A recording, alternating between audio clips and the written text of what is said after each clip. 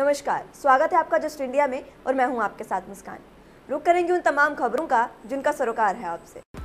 खबरों के प्रायोजक हैं आरोग्य मास्क लगाएं, कोरोना से सुरक्षित रहें। Oscar super speciality hospital and trauma centre, रंज किया showroom in Rohtak and Bahadurgarh.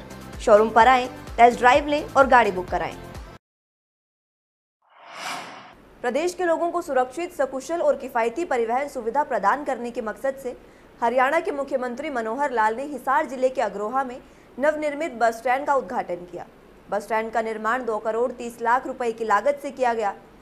आसपास से गांवों के लोगों की ज़रूरतों को पूरा करने के अतिरिक्त ये बस स्टैंड सिरसा, दिल्ली, गुरुग्राम, चंडीगढ़ और उत्तराखंड, राजस्थान और पंजाब जैसे लंबे मार्गों पर यात्रा करने वाले यात्रियों को भी लाभान्वित करेगा। इस बस स्टैंड से हर 10 मिनट के अंतराल पर लंबे रूट की बसें चलेंगी। सीएम ने यहां वीडियो कॉन्फ्रेंसिंग के माध्यम से इस बात का जिक्र किया और साथ ही वीडियो कॉन्फ्रेंसिंग के माध्यम से ही बस स्टैंड का उद्घाटन किया गया। इस अवसर पर परिवहन मंत्री मूलचंद शर्मा भी मौके पर मौजूद रहे, जबकि उप मुख्यमंत्री दुष्यंत चौटाला और पुरातत्व और संग्रहालय राज्य मंत्री अनूप धानक हिसार के कार्यक्रम में शामिल हुए। इस अवसर पर सीएम ने कहा कि जिला हिसार में अग्रोहा शहर एक विशेष महत्व रखता है, क्योंकि इसे महाराजा अग्रसेन की राजधानी के रूप में भी जाना जाता है और अब इसे एक प्रसिद्ध तीर्थस्थल के रूप में विकसित किया गया है। उन्होंने कहा कि महाराजा अग्रसेन के नाम पर एक मेडिकल कॉलेज अग्रोहा में पहले से ही संचालित है।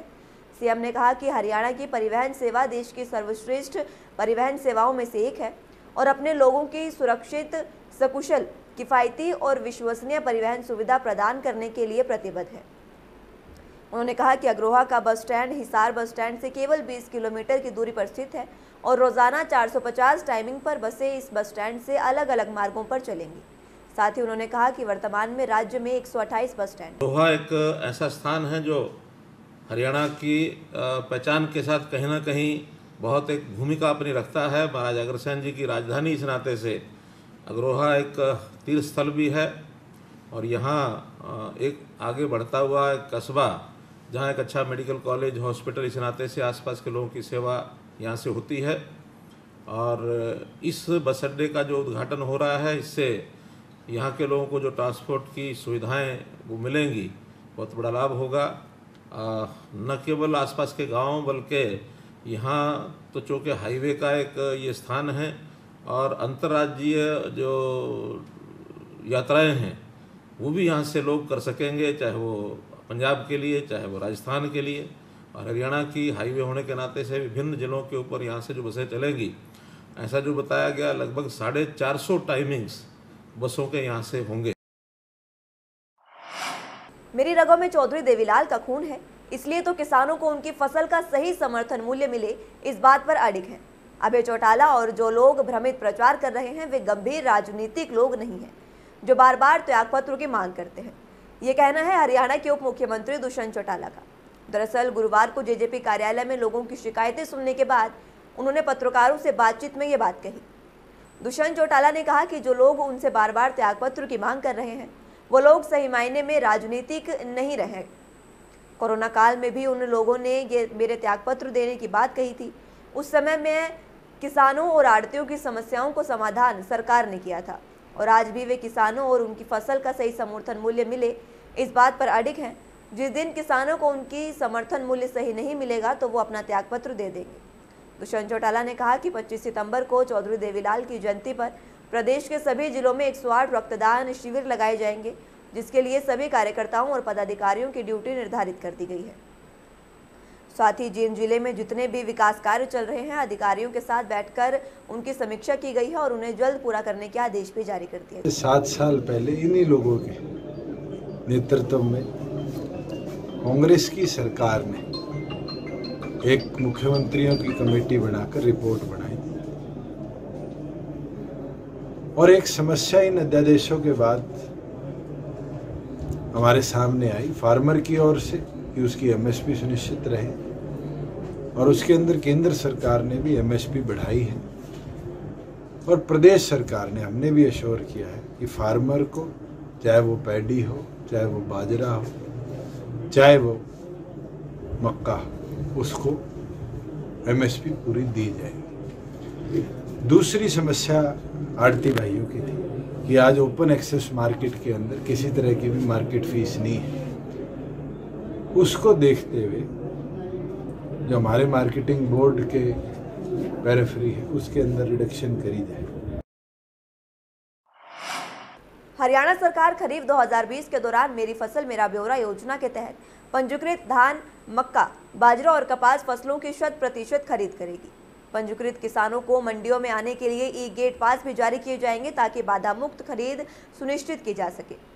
कृषि और किसान कल्याण विभाग के एक प्रवक्ता ने ये जानकारी देते हुए बताया कि योजना के तहत सभी किसानों की 100% कवरेज सुनिश्चित करने के लिए हम लगातार प्रयासरत हैं।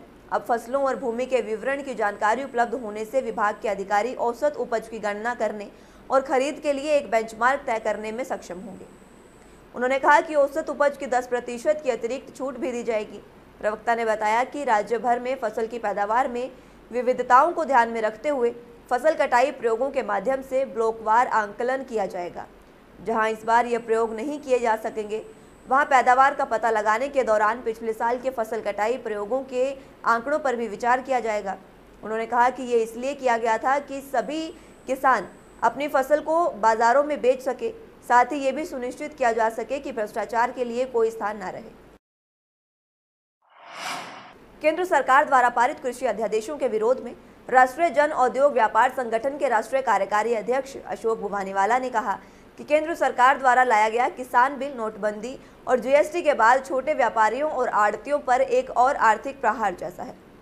सरकार पर आड़तियों के अपमान करने पर भुवानीवाला ने कहा कि केंद्र और प्रदेश सरकार जिस प्रकार से आड़तियों के प्रति बिचौलिए इत्यादि अपमानजनक शब्दों का प्रयोग कर रही है वो निंदनीय है। भुवानीवाला ने कहा कि केंद्र सरकार का मंडी व्यवस्था को बर्बाद कर किसान और आड़ती के बीच दरार डालने का काम कर रही है। उन्होंने कहा कि इस पूरे मामले में आड़तियों को किसान के दुश्मन की तरह पेश किया गया है, जबकि सच्चाई ये है कि केंद्र सरकार आड़त व्यवस्था को बर्बाद कर किसानों को पूंजीपतियों का गुलाम बनाना चाहती है। सरकार ने मंडियों में करोड़ों रुपए की दुकानें काटी हैं और इन दुकानों में खरीदारी करने वाले आड़तियों से 4% फीस देनी पड़ेगी, जबकि मंडियों से बाहर कोई भी किसानों से फसल नहीं खरीदता, और अगर खरीदता है तो उस पर किसी प्रकार का न तो कोई लाइसेंस वैध किया गया है और न ही किसी प्रकार का कोई टैक्स लागू किया गया है, जो कि सरकार गलत कर रही है। उन्होंने कहा कि ये सरकार एक देश एक विधान की बात तो करती है, लेकिन उसका मकसद सिर्फ और सिर्फ अपने लोगों को फायदा पहुंचाना और बाकी जनता को लूटना है। भुवानीवाला ने प्रदेश सरकार से मांग करते हुए कहा कि आड़तियों से टैक्स के रूप में की जा रही अवैध वसूली और HRDF समाप्त किया जाए। तो शाम से विधायक किरण चौधरी ने कोरोना महामारी के दौरान एकत्र हुई धनराशि पर प्रदेश सरकार से तुरंत जांच की मांग की है। उन्होंने इस धनराशि के खर्च में बड़े गोलमाल की संभावना जताई है। किरण चौधरी ने अपने निवास स्थान से जारी एक बयान में कहा, उन्होंने कहा कि RTI से प्राप्त जानकारी के अनुसार प्रदेश सरकार ने अभी तक 345 करोड़ रुपए कोरोना महामारी पर खर्च किए हैं। एक मरीज पर लगभग 26,000 से अधिक का खर्चा दिखाया गया है, जबकि सच्चाई ये है कि कोरोना मरीज घरों में ही आइसोलेट किए जा रहे हैं और उन्हें करीब 100 रुपये की दवाई उपलब्ध करवाई जा रही है। ऐसे में अगर देखा जाए तो केवल एक मरीज पर 4 से 5,000 रुपये का खर्च आता है। 26,000 का खर्च तो किसी भी मरीज पर नहीं होता दिखाई दे रहा। सरकार को तुरंत ही इस पर संज्ञान लेना चाहिए। अगर इस तरह का कोई गोलमाल किया जा रहा है तो उसकी तुरंत जांच करवानी चाहिए, क्योंकि सच्चाई तो यही है कि कोरोना से पीड़ित मरीजों को केवल दवाइयाँ ही दी जा रही हैं। ऐसे में इतना खर्च कैसे संभव हो सकता है? बीमारी इतनी बुरी तरह से फैली हुई है और RTI से जो खुलासा हुआ है उसके मुताबिक जो है 345 करोड़ रुपए जो है वो खर्च हो चुका है और प्रति व्यक्ति के ऊपर, प्रति मरीज के ऊपर 26,345 रुपए जो है वो खर्च किया गया है। अब मैं पूछना चाहती हूँ कि ऐसी अंधेर नगरी तो हमने कहीं देखी नहीं। सारों ने देखा कि सारे मरीज जो है उनसे जो पूछा जाता है वो कहते हैं कि उनको आइसोलेट करा जा रहा है और 50 या 100 रुपए की जो है दवाई उनको दी जाती है, साथ के साथ वो भी बड़ी मुश्किलों के साथ, और फिर टेस्ट के लिए जो है 4,500 रुपये जो है वो खर्चा आता है। 100 रुपये आप दवाई का लगा लो तो 5,000 ज़्यादा से ज़्यादा एक व्यक्ति के ऊपर जो है खर्चा आ रहा है। तो इतना सारा जो ये बताया है कि 26,355 रुपया जो एक व्यक्ति के ऊपर खर्च करा गया है, मैं समझती हूँ कहीं ना कहीं गड़बड़ी है और सरकार को इसके ऊपर तुरंत संज्ञान लेकर इसके ऊपर का जो है इंक्वायरी बिठानी चाहिए। रोहतक के भगवान महावीर म्युनिसिपल पार्क में हम और आप सोशल वेलफेयर सोसाइटी के सहयोग से स्वच्छ रक्तदान शिविर का आयोजन किया गया। शिविर का आयोजन रेड क्रॉस सोसाइटी और मेडिकल रोहतक से आई ब्लड डोनेशन मोबाइल वैन में डॉक्टरों के सहयोग से किया गया, जिसमें मौके पर LPS बोसाइड के MD और समाजसेवी राजेश जैन ने बतौर मुख्य अतिथि शिरकत की। मीडिया प्रभारी राजीव जैन ने जानकारी देते हुए बताया कि समाजसेवी Karunraj Sharma, inner wheel club Rohtak Bloomdale की प्रधान कोमल शर्मा, उप प्रधान शीतल शर्मा, कोषाध्यक्ष प्रीति बंसल, पूर्व प्रधान समृद्धि जैन, सदस्य मोनिका ने फीता काटकर रक्तदान का उद्घाटन और शुभारंभ किया। रक्तदान शिविर में महिलाओं का भी विशेष रूप से योगदान रहा और उन्होंने भी रक्तदान किया। पहली बार 39 साल की आयु में रोहतक निवासी कविता ने रक्तदान किया। शिविर में डॉक्टरों की टीम ने 81 यूनिट रक्त एकत्रित किया। रक्तदाताओं को बैच लगाकर और जिला रेड क्रॉस सोसाइटी का प्रमाण पत्र और पुरस्कार देकर सम्मानित भी किया गया। प्रशासन द्वारा बनाए गए नियमों का पालन करते हुए सभी ने हाथों को सैनिटाइज भी किया और मास्क भी उपयोग किए गए। समाजसेवी उद्योगपति राजेश जैन ने बताया कि कई तरह के दान में से एक रक्तदान सबसे महत्वपूर्ण है। रक्तदान करना एक पुण्य का कार्य है। खून देने से शरीर में खून नहीं घटता, 6 घंटे में फिर से बन जाता है। उन्होंने कहा कि याद जरूर रखें कि जीते जी रक्तदान, जाते जाते देहदान और जाने के बाद नेत्रदान। वहीं inner wheel club Rohtak Bloomingdale की प्रधान कोमल शर्मा ने कहा कि रक्त देना सबसे बड़ा पुण्य का काम है। रक्त ही ऐसी चीज़ है जिसको बनाया नहीं जा सकता और अपने शरीर से दिए गए खून से ही दूसरे की जिंदगी को बचाया जा सकता है।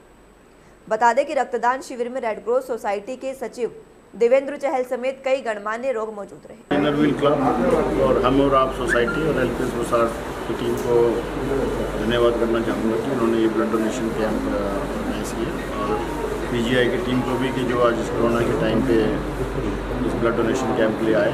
उम्मीद है कि 70-80 यूनिट्स यहाँ पर ब्लड डोनेशन हो जाएगा और अभी भी मैं सुनने में आता है कि ब्लड की शॉर्टेज ही रहती है, तो ब्लड डोनेशन अपने आप में सबसे बड़ा उत्तम काम है और स्पेशली इस कोरोना के टाइम पे यहाँ पे बहुत ज़्यादा ज़रूरत है।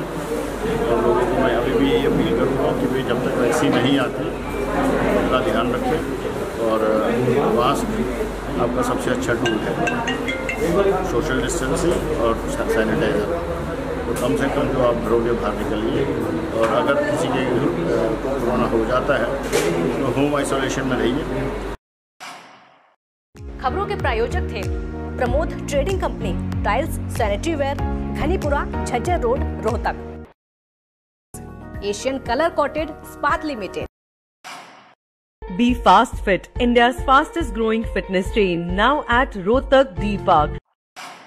कोरोना महामारी से लड़ने के लिए आरोग्य मास्क लाया है आपके लिए सबसे आधुनिक मास्क। इसके साथ ही आपको मिलेगी आधुनिक PPE किट, वो भी बहुत ही सस्ते रेट पर।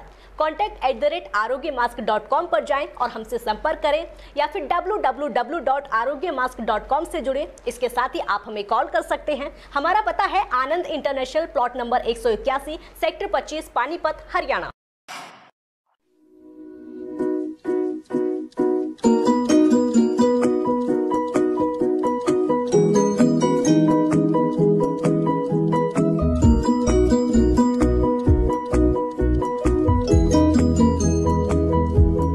मेडिफिल इंटरनेशनल, 7 शीतल कॉम्प्लेक्स, सुभाष नगर, रोहतक।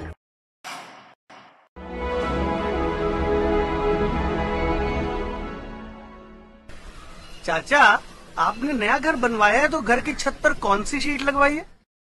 बेटा, मैंने अपने घर की छत पर एशियन शीट लगवाई है क्योंकि वो कभी न मिटने वाले ओरिजिनल निशान की चादरें हैं। साथ में ISI का चिन्ह, 5 साल की वारंटी के साथ साथ पैसों का सही मूल्य देने वाली वही इकलौती शीट्स है। क्योंकि नाम नहीं, पहचान जरूरी है। फिलहाल के लिए इतने ही। जुड़े रहिए जस्ट इंडिया के साथ। नमस्कार।